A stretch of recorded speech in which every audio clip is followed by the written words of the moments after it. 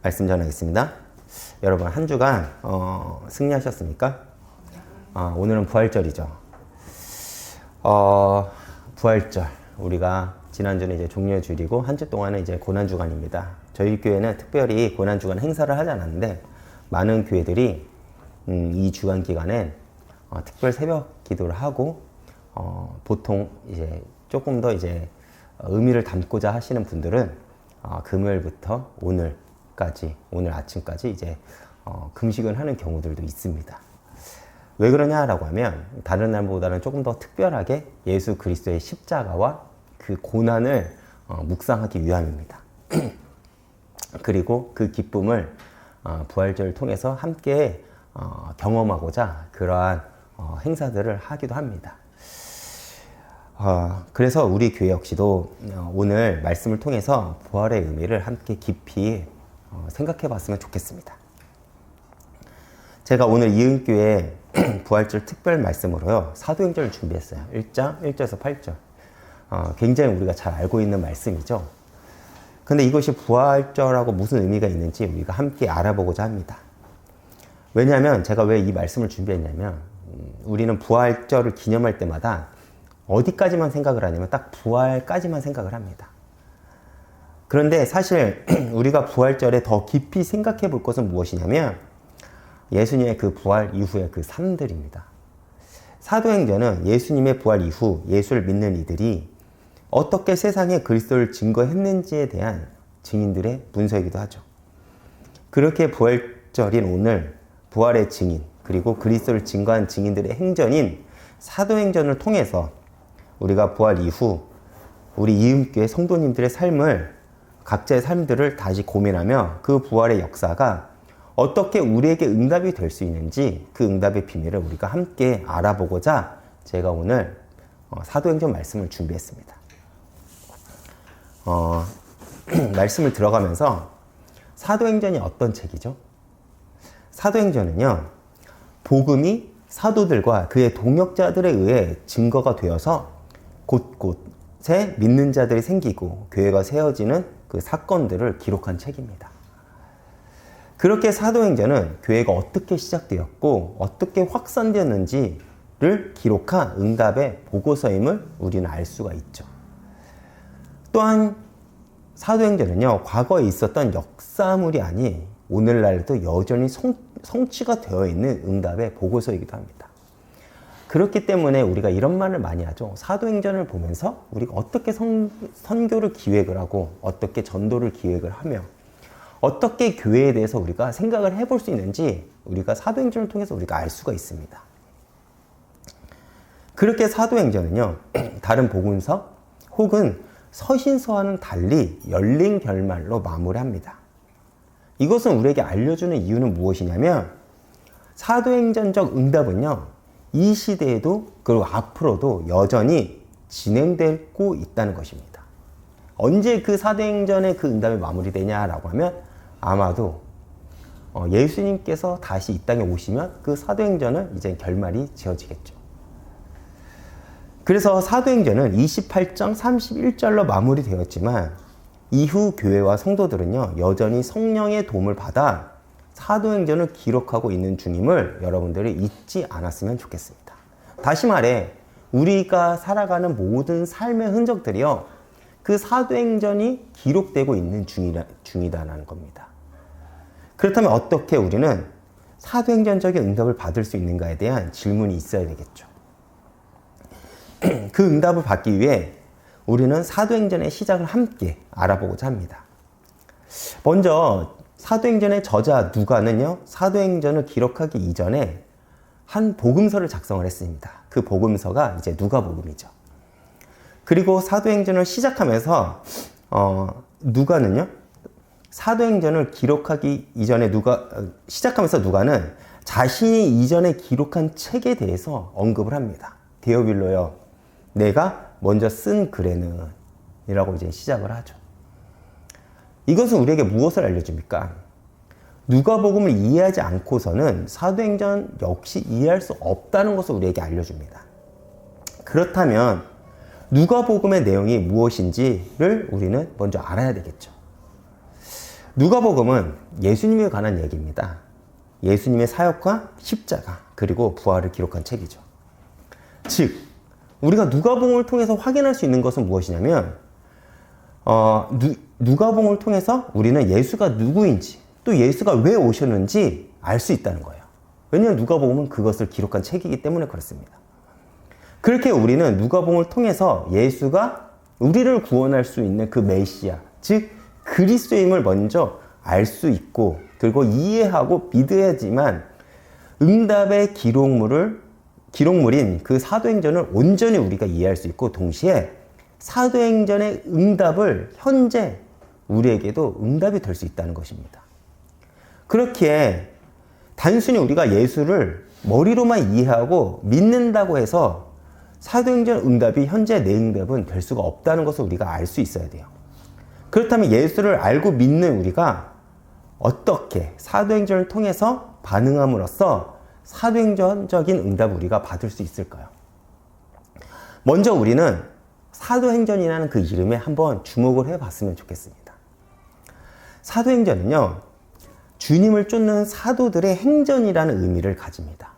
즉, 사도들의 행함의 기록이라는 의미를 가지죠.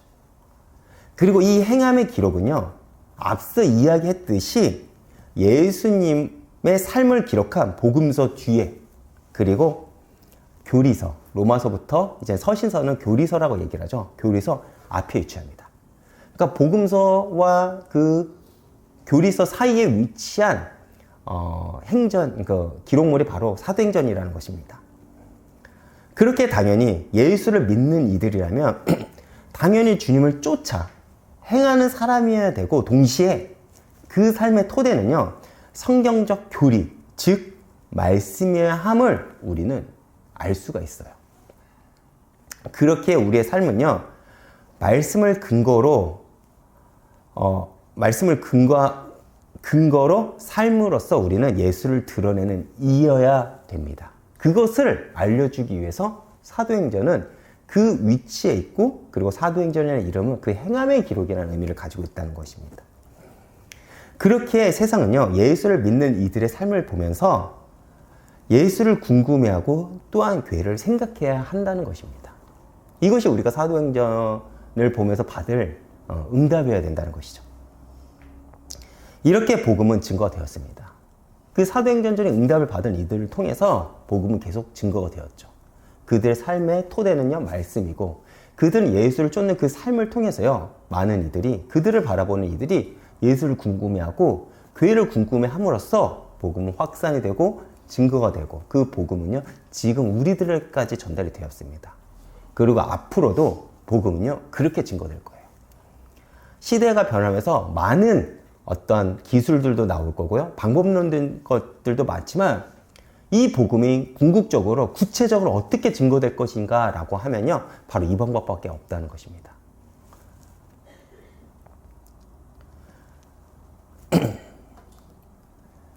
그러나 예수를 믿는 우리를 통해서 교회가 확산되고 증거가 되기 위해서는 예수를 통해 배운 것들을 우리 역시도 가르칠 수 있어야 돼요. 왜 그러냐면 제가 위에서도 이야기했듯이 우리는요, 예수를 쫓아 행하는 이들이에요. 예수가 행하시고 무엇을 하셨고 부활 이후 제자들에게 무엇을 명령하셨습니까? 예수님은요, 제자들을 가르쳤습니다. 부활 이후에도 예수님은 승천하시기 전까지 무슨 일을 하셨냐면 하나님 일에 대해서 제자들을 가르쳤어요. 그리고 승천하시면서 명령하신 것이 무엇입니까? 마태복음 28장 20절 제가 빠르게 읽어보겠습니다. 내가 너희에게 분부한 모든 것을 가르쳐 지키게 하라. 볼지어다 내가 세상 끝날까지 너희와 항상 함께 있으리라 하시니라. 무엇을 명령하셨죠? 그래, 내가 너와 함께 하겠다는 건 예수님의 몫이에요. 그렇죠? 주님의 몫인데 우리가 할 것은 무엇이죠? 너희 역시도 내게 배운 것을 가르치라는 거예요. 우리가 할 것이라는 것이죠.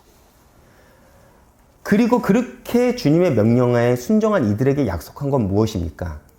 주님이 우리와 함께 하시겠다는 것입니다. 우리는 임마누엘, 주님께서 나와 함께 하신다는 그 기대가 모든 성도들에게 있어요. 근데 그 주님이 나와 함께 하신다는 것, 그 응답의 역사가 언제 일어나냐면 내가 주님께 배운 것을 가르칠 때예요. 가르칠 때 주님께서 그 응답의 역사가 일어난다는 것입니다.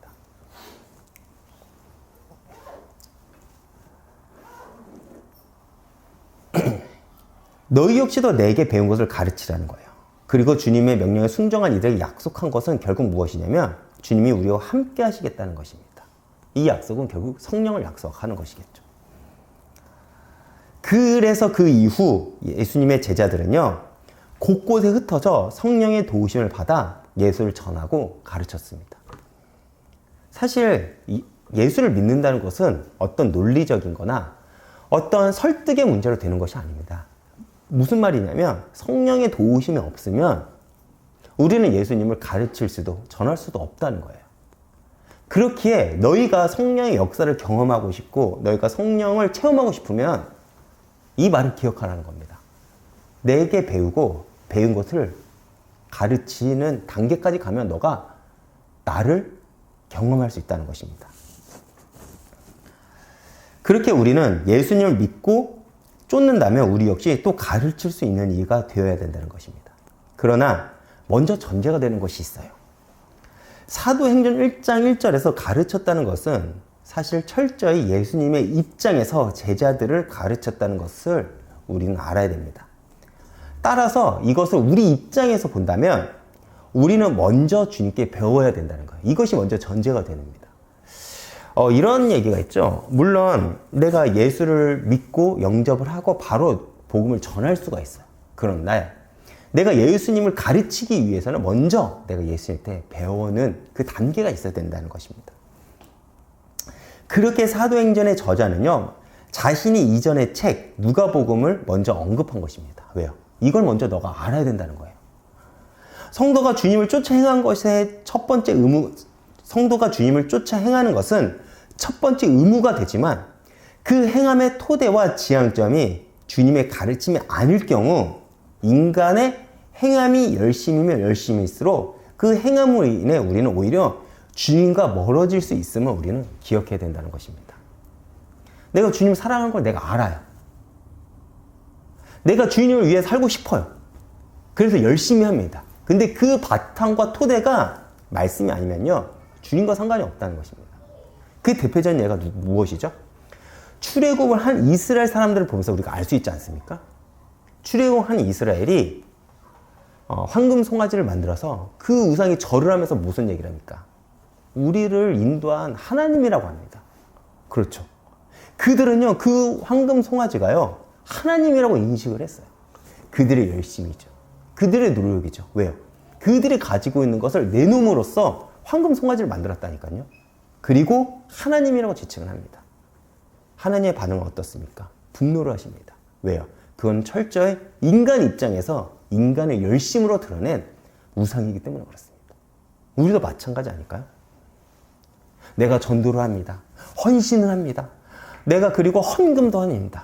그런데 그 방향과 지향점이 예수가 아니면 그것은 철저히 하나님과 멀어질 수밖에 없다는 것입니다. 그래서 우리는 먼저 주님께 배워야 된다는 것이죠. 그리고 사도행전은 주님께 배운 사도들과 그 일행들이 성령의 도우심을 받아 어떻게 복음을 증거하고 가르쳤는지를 우리에게 보여주는 것입니다.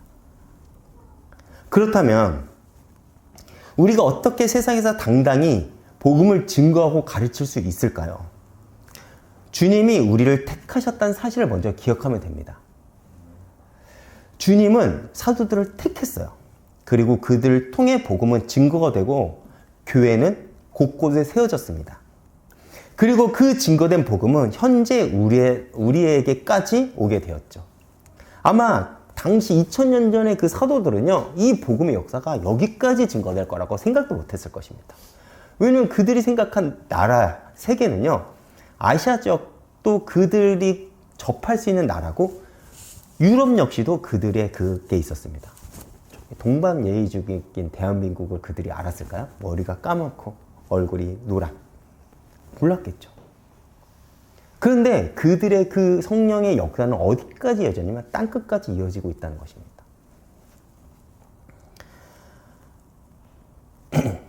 여기서 우리가 알아야 될 것은 무엇이냐면 주님이 택하신 그 사도들 대단한 능력이잖아요. 대단한 역사를 일으켰잖아요. 그들의 그 복음의 증거를 통해서 복음이 여기까지 왔다. 얼마나 대단한 사람들 아닙니까? 그런데 주님께서 택하신 그 사도들은요, 세상적으로 보면요, 잘난 이들이라고는 한 명도 없었다는 것입니다. 그러나 주님이 택하신 이들은요, 성령의 역사를 통해 세상을 변화시켰죠. 이 사실을 본다면 우리들도 마찬가지일 것입니다. 주님은 우리가 잘나서 예수를 믿고 구원을 받게 된 것이 아니라는 것을 우리에게 알려주죠. 우리는요, 우리 스스로를 보면요, 오히려 예수를 믿지 않는 일보다 더 못하기도 합니다. 그렇죠.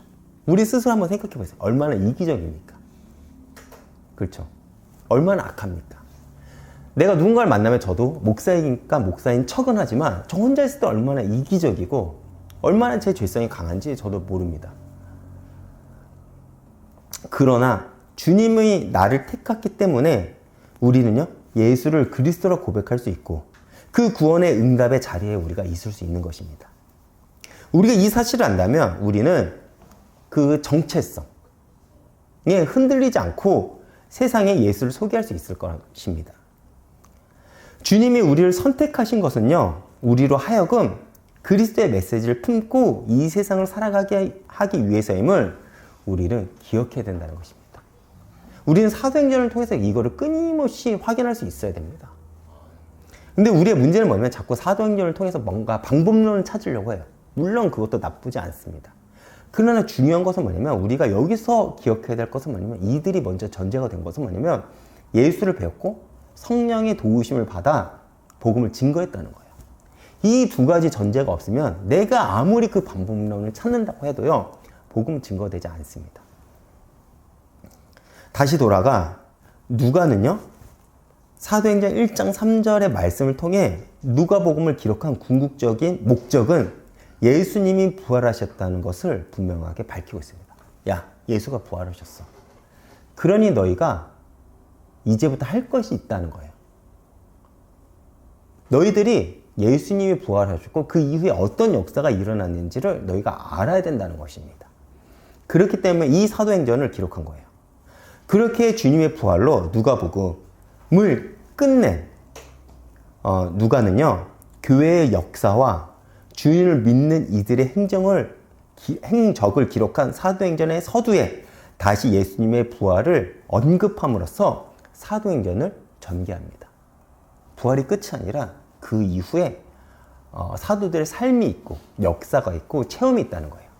이것을 너희들이 주목하라는 것입니다. 이것은 우리에게 무엇을 알려줍니까? 사도행전의 응답은요, 예수님의 부활을 믿는 것에서부터 시작을 한다는 것입니다. 오늘 부활절이죠. 부활절의 의미는요, 예수님의 부활을 기념한다는 것도 있지만 우리가 그 이후에 이 부활을 어떻게 내 삶 속에 드러낼 것인가요? 그 응답의 행전이 바로 사도행전이라는 것입니다. 오늘날의 교회의 문제는 무엇입니까? 예수님의 부활을 믿지 않는 데 있어요. 말은 믿는다고는 하지만 사실 그들의 행적을 보면요, 그들의 행적은 사도행전의 그 응답과는 거리가 멉니다. 문제와 상황 앞에 세상을 쫓는 그런 교회를 우리는 많이 목격을 하죠. 그래서 오늘날 교회들은요, 세상의 방법, 프로그램들을 통해서 부흥을 하려고 하지만 그렇게 사도행전의 응답을 보지 못하는 것입니다. 자꾸 세상적인 방법을 쫓아요. 세상적인 프로그램을 쫓고요. 이렇게 하면 사람들의 마음을 얻을 수 있을 거야. 저렇게 하면 사람들이 반응을 할 거야. 그러나 우리가 분명히 기억해야 될 것은 무엇이냐면 교회의 존재 이유도, 또한 우리가 성도로서 주님을 목적으로 삼아 살아갈 이유 역시도 주님께서 부활하셨다는 것입니다. 이 사실을 안다면 우리는 주님의 말씀에 귀를 기울일 것이고 우리 삶에도 부활의 역사가 올 때까지 우리는 기다릴 수 있을 것입니다. 그러나 우리의 문제는 여전히 주님의 약속을 기다리지 못하고 예수님께 배우기를 원하지 않는다는 것입니다. 왜 그렇죠? 그것은 굉장히 나를 지루하게 해요.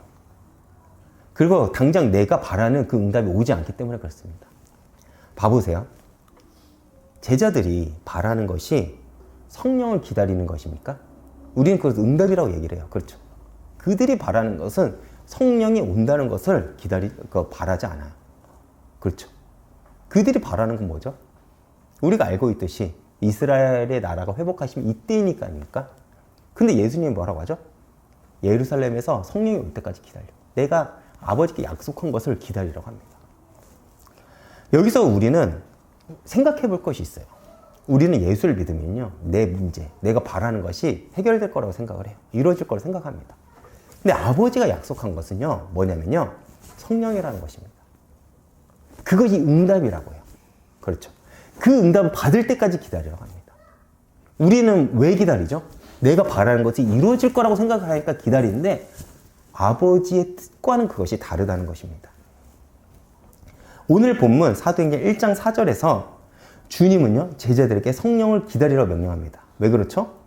사도행전의 응답의 주체는요, 사도가 아니라 성령이기 때문에 그렇습니다. 그렇게 사도행전을요, 다른 이름으로 우리가 별명을 부른다면 성령 행전이라고도 우리가 부르기도 합니다. 왜요? 성령의 역사를 기록한 책이기 때문에 그래요. 그렇다면 이 역사는 우리에게도 동일하게 적용되겠죠. 우리 역시도 성령의 인도를 받아야만 우리는 길을 잃지 않고 사도행전의 응답 속으로 들어갈 수 있다는 것입니다. 그런데 현대 교회들 혹은 성도님들은 성령을 기다리기보다는 빠른 결과를 우리는 보고 싶어 합니다. 우리의 신앙의 문제는 여기서 드러나는 것이죠. 예수님이 가르치신 하나님 나라의 일은요, 반드시 성령을 통해서 성취가 됩니다. 40일간 하나님 나라에 가르쳤어요. 그리고 예수님이 3년 동안 자신의 삶의 흔적들을 통해서 제자들에게 가르친 내용이 있잖아요. 그것이 어떻게 역사가 일어나냐면 성령을 통해서예요. 그러나 그 방법은 어디서부터 시작이 되냐면 기다림에서부터 시작이 됩니다.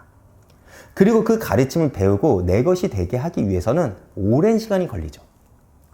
사실 사람마다 시간표가 다릅니다. 어떤 사람의 기다림은요, 그 기간이 짧을 수도 있지만 어떤 이들의 그 기다림의 시간은요, 평생이에요. 저같이 배움이 느린 사람에게는요, 그 기간이 오래될 수도 있겠죠. 하나님의 능력, 하나님의 선물로 은사가 많은 이들은 그 기간이 짧을 수도 있습니다. 그러나 중요한 것은 무엇이냐면 어떤 사람이든 그 기다림부터 시작이 돼서 성령이 역사를 한다는 것입니다. 분명한 것은 그 기다림을 통해서 우리는 하나님을 배우고 또 성령의 역사를 경험할 수 있다는 거예요. 저는 사실 이 말씀을 준비하면서 조금 위로를 받았습니다. 사실 개척을 하면서 조급한 마음이 좀 있었어요. 빨리 붕이 됐으면 좋겠고 빠른 역사가 있었으면 좋겠다라는 생각이 있었습니다. 그러나 하나님의 역사를 경험하기 전에 제가 먼저 배울 것은 먼저 성령을 기다려야 된다는 것을 다시 한번 확인하게 됐어요. 성경적인 방법이 무엇이냐? 성령을 기다리는 거예요. 성령의 역사를 통해서 어떤 일들이 벌어져야지 내 방법, 내 노력으로 한다면 그것은 언젠가는 무너진다는 것입니다. 그런데 우리는 그 기다림을 하지 못해 세상을 쫓습니다. 왜 그렇죠? 세상은 우리의 질문에 빠르게 응답하고 반응하기 때문에 그래요. 그러나 하나님의 일은 성령을 통해 하지 않는다면 그 방법이 어떤 것이든 모래 위에 지은 집처럼 결국 실패할 것입니다. 그렇게 너무나도 세상을 닮아버린 교회가 세상에서 손가락질을 받는 것입니다. 우리가 다시 성령을 기다리고 성령의 역사를 시작한다면 다시 이 땅에 사도행전의 응답이 있을 것임을 저는 확신합니다. 제가 아까도 얘기를 했지만 사도행전 1장 7절에 그 예수님의 말씀, 야, 성령을 기다려라. 너희가 아버지께서 약속한 것을 기다려라 라고 주님께서 말은 하지만 다시 한번 여전히 기다리지 못하는 우리의 신앙의 문제가 드러납니다. 제자들은 예수님께 이렇게 말하죠. 이스라엘 나라를 회복하시면 이때니까 라는 질문을 해요. 우리는 위에서 성도들의 삶과 목적 그리고 방향에 대해서 알아보았죠.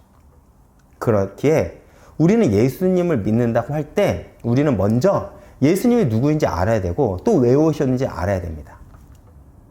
그런데 제자들은 어떻습니까? 제자들은 3년이나 시간 동안 주님과 함께 했습니다. 동고동락을 했죠. 그리고 부활의 주님을 만나고 40일간 주님께서는요, 제자들에게 하나님 나라에 대해서 가르쳐 주었어요. 그럼에도 여전히 제자들의 관심은요, 어디에 있냐면 현재의 문제, 즉 나에게 있었다는 것입니다. 이것은 비단 제자들에게만 적용되는 내용은 아닐 것입니다. 우리들은 어떻습니까? 우리는 오랫동안 그렇게 신앙생활을 했음에도 우리는 여전히 벗어나지 못한 신앙의 실존은 결국 나입니다. 내가 가진 문제, 내가 받고 싶은 응답이 늘 내가 우선이 된다는 거예요. 그래서 주님께서는요, 제자들에게 먼저 너희는 아버지께서 약속하신 것, 즉 성령을 기다리라고 우리에게 명령하신 것입니다. 그럼에도 제자들은 여전히 주님께 자신들의 바람을 드러냈죠. 우리는 이래요. 주님 알겠어요. 그건 알겠는데 내 바람을 들어주세요라고 얘기를 합니다. 이게 잘못됐냐라고 하면 사실 잘못된 건 아니겠죠. 왜요? 인간은 어떻게든 종교성을 가지고 있기 때문에 그렇습니다. 그런데 그러한 제자들의 질문에 예수님의 반응은 어떻습니까? 때와 시기는 너희가 알 바가 아니다라고 냉정하게 답변하십니다. 아까 제가 뭐라고 말했죠? 우리의 그 바람이 잘못된 것이냐? 라고 할 때 제가 잘못된 것은 아니라고 얘기를 했습니다. 왜 그러냐면 우리는 여기서 예수님의 답변에 대한 의도를 알 수 있어야 되기 때문에 그래요. 예수님의 대답은요, 그 시기와 때를 아는 것은 우리의 일은 아니지만 그와 같은 기대를 가지는 것이 옳다는 의미일 수도 있다는 거예요. 여기서 좀 위로를 받지 않습니까? 왜요? 우리는 연약하다는 것을 주님께서 알아요. 우리가 무엇을 동기로 예수님을 자신을 찾고 있는지 주님을 안다니까요. 제 말 이해가 가시죠? 우리의 문제, 나의 바램들을 그 한계를 만나고 많은 이들이 예수님을 찾습니다. 그 한계에 부닥쳐서. 그렇죠? 그걸 안다는 거예요. 그러나 그 응답의 때와 시기는 너희 몫이 아니다라는 것입니다.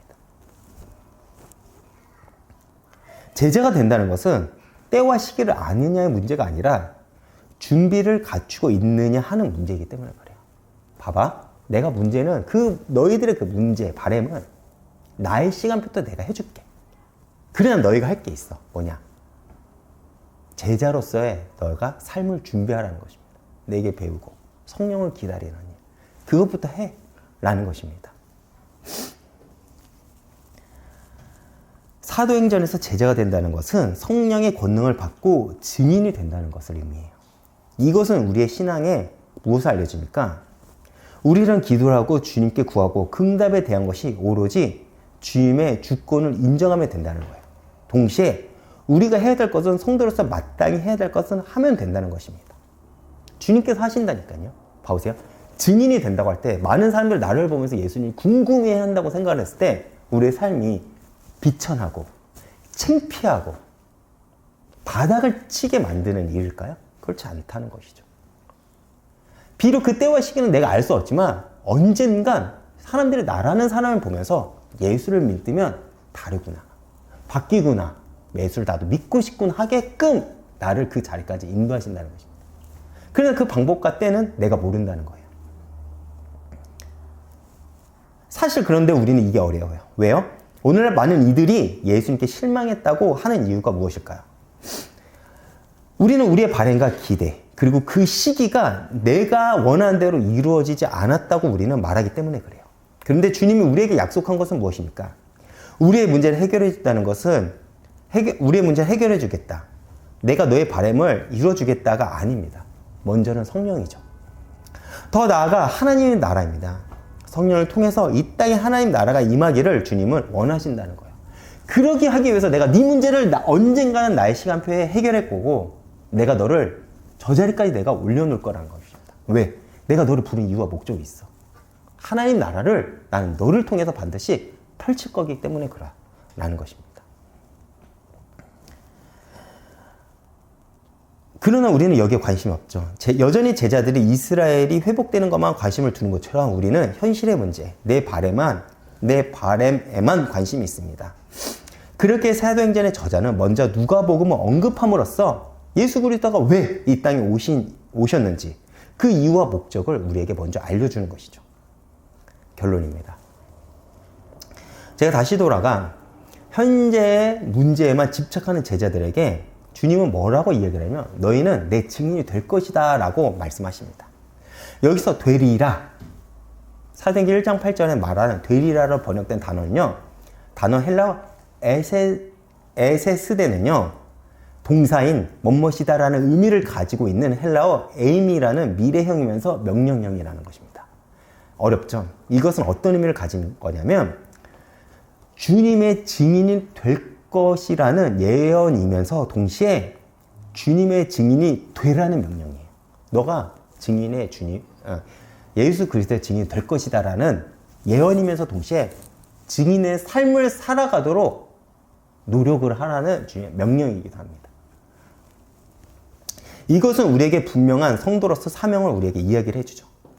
우리가 관심을 둬야 될 것은 바로 그리스도의 증인이 돼야 된다는 거예요.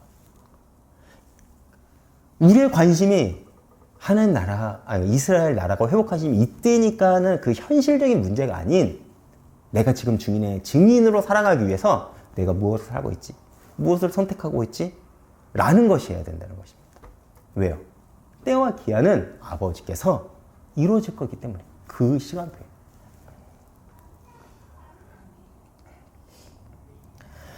증인은요, 어떤 이들입니까? 보고 경험한 자입니다. 그렇게 예수님은 제자들에게 먼저 자신에 대해서 알고 경험하기를 원한 것입니다.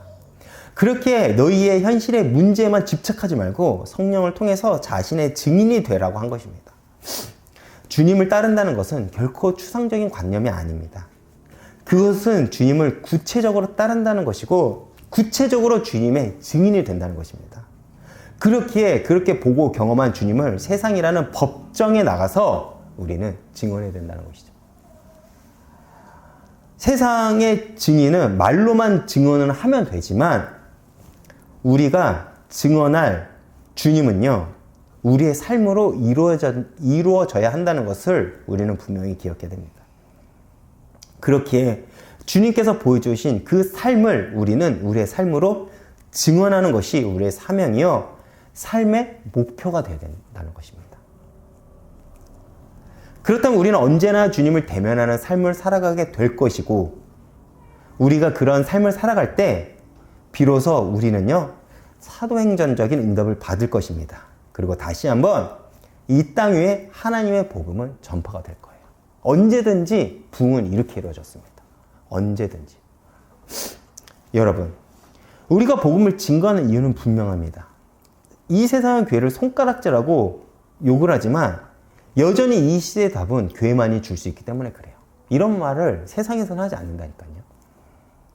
그렇게 우리는 교회의 몸이 되어 머리 대신 그리스도를 증거하고 증언하는 일에 힘을 써야 됩니다. 이것이 부활 이후 제자들이 사도행전적인 응답을 받을 수 있었던 이유고, 동시에 현재 우리 역시도 사도행전의 응답을 받을 수 있는 방법입니다. 어떠신가요? 부활보다 왜 하나님께서 그 부활 이후에 우리에게 그런 사명을 주셨는지 이제는 이해가 가시나요? 오늘 이 말씀을 여러분들이 기억하신다면 여러분들 삶 속에서 부활 이후의 응답, 그리고 사도행전의 그 응답이 아마 성취가 될 것입니다. 여러분, 예수님을 보고 경험한 자들을 사도라고 합니다. 그렇죠?